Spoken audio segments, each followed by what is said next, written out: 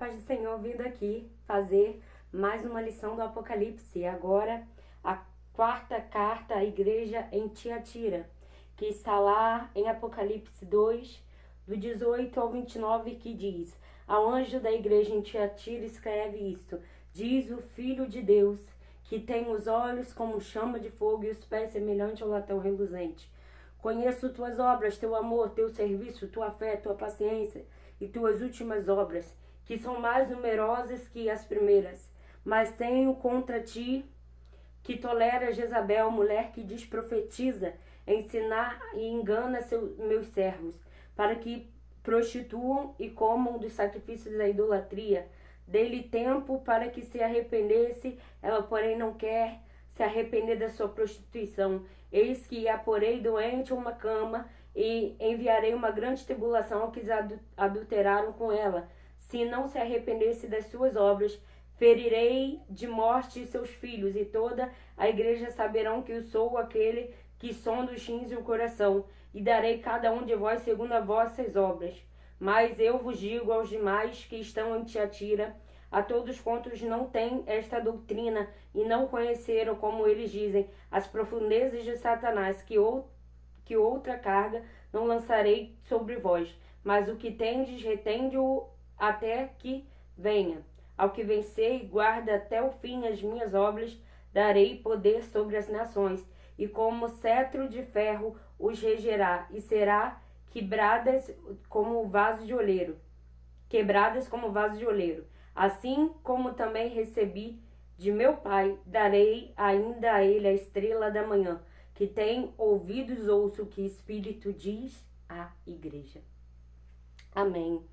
Tiatira, cidade que concentrava artesãos e mercadores.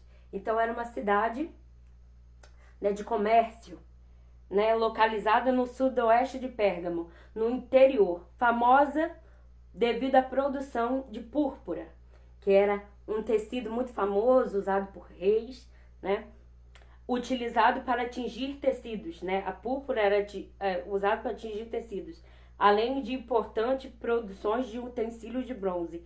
A participação em agremiações de artesãos era comum, cujo patrono provavelmente era Apolo.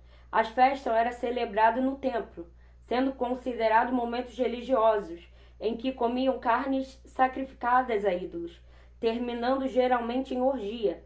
Chama de fogo, latão reluzente, o Filho de Deus, é apresentado como um atributo de poder, que faz parte do imaginário local.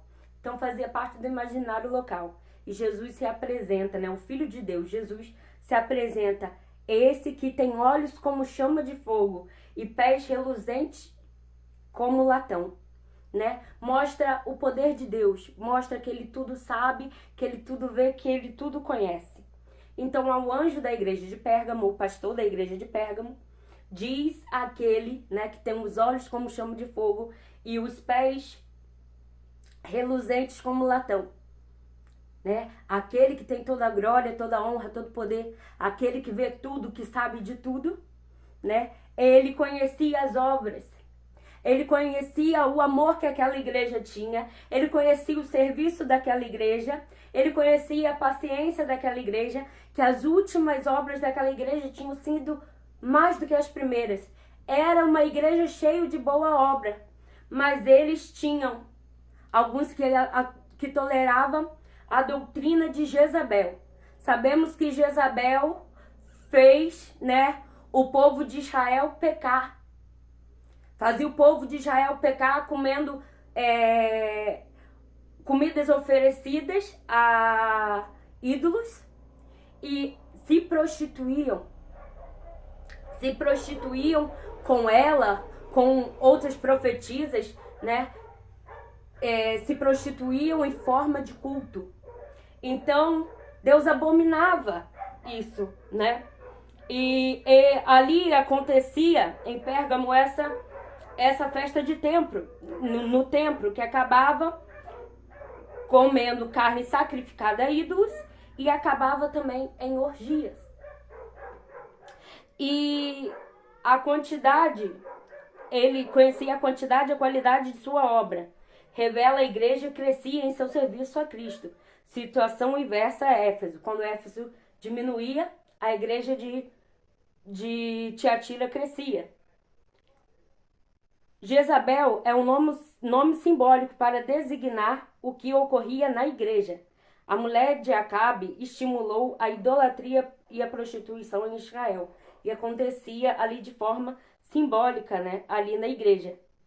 É possível deduzir que tenham sido advertidos anteriormente. Já tinham sido advertidos, mas não tinham resultado. Então, algumas vezes, né, a tribulação ia vir, a enfermidade ia vir sobre esses, né, como consequência de pecado, e é utilizado por Deus para o arrependimento. Então, aqui fala, né, que quem não se arrependesse, Deus ia colocar na cama, ia, né, ficar enfermo. Muitos, né, iam morrer por causa do pecado. Muitos estão doentes, muitos estão sofrendo consequência do pecado. Pecado da prostituição, pecado da imoralidade sexual. Se não se arrepender, Deus virá, né? Mas tem aqueles que não se contaminaram, tem aqueles que não se prostituíram, tem aqueles que continuaram fiéis a Deus.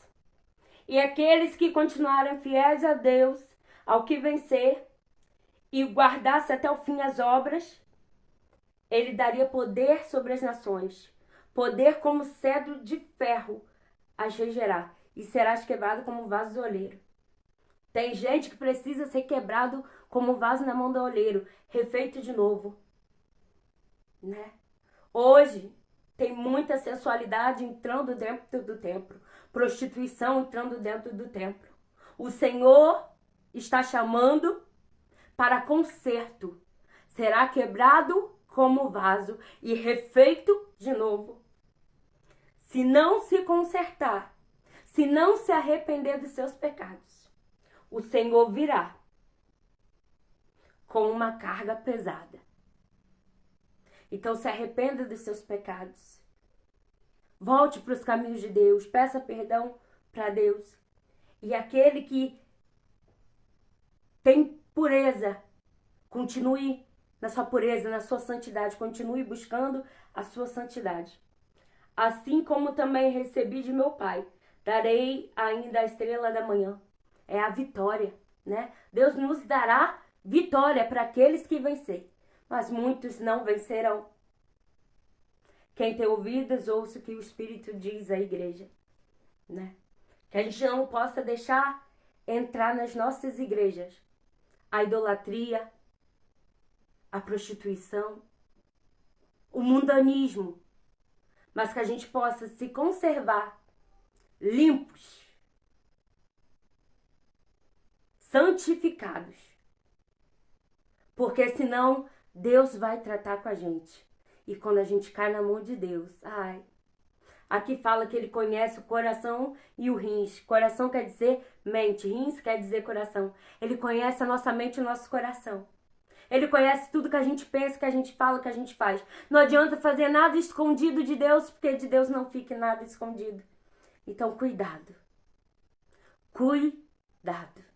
Porque Deus virá. E Ele acertará a conta com cada um. Então, cuidado. Aqui ainda dá tempo de se arrepender, de confessar os seus pecados e vir para Cristo. Que Deus te abençoe.